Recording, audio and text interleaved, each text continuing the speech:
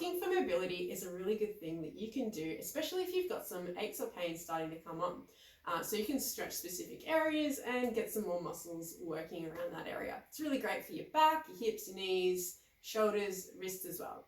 The more variability that you add in, the better it's going to be for you. So here are some things that we can do when we're rocking. So first off, most typical, just on your knees, on your hands. If you're comfortable, you can go onto your hands like this, or you can go onto fists, and then just rocking up and down. This is your basics.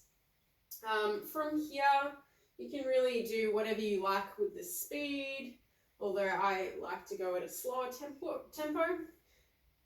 From there, what you can do if you want to work on the hips, you can spread out your knees a bit more and go even deeper, and that's going to stretch out those groin muscles there as well.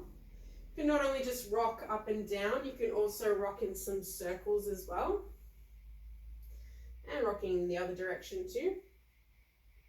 You can then make your knees really narrow and see what that feels. You can change whether your toes are pointing down or whether they're curled under, just to stretch different parts of your calves as well.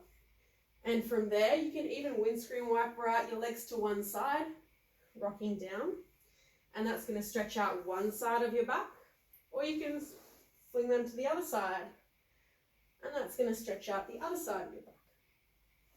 You can even put a leg out to the side, and what that's going to do is stretch those groin muscles there again. If this is too intense of a stretch, you can even bring your leg back down in this direction, so make it less intense of a stretch. You can then point your toes up to the ceiling, and that's going to be stretching more your hamstrings underneath. You can also change what you're doing with your back, so you can curve it in this direction while you're stretching and rocking, or you can arch it in the opposite direction and you can rock in that direction.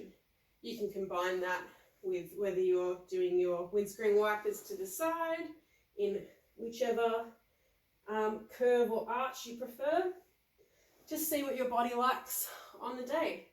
You can also change your hand position. You can make it so your hands are on this side. Again, this will stretch the back on one side whilst you're rocking through, and you can curve or arch your back in this position as well. Or you can put it to the other side, so you can rock and stretch this side. Again, you can curve or arch your back in that position. You can also, in each position, just spend some time curving and arching your back, if this helps you stretch your back. You can also have your hands further out in front of you, and you can just stretch through there. If you're comfortable, you can even go the whole way through, getting your hips to the ground, and then come back up.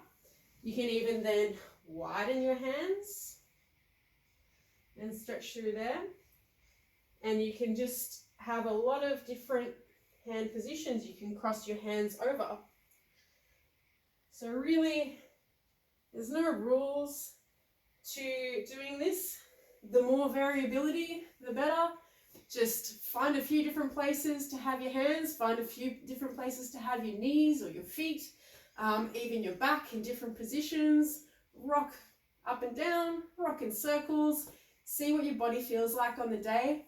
Spend at least 2 minutes all up doing this, and that'll give you a really nice stretch and also enable you to use a lot of those muscles maybe you dislike. Hey, remind them what they can do today for your day, and you might find that you're going to be walking around a lot more comfortable, and maybe have a little bit less pain if you've just woken up with a bit of a spasm. Give it a go, see what it feels like.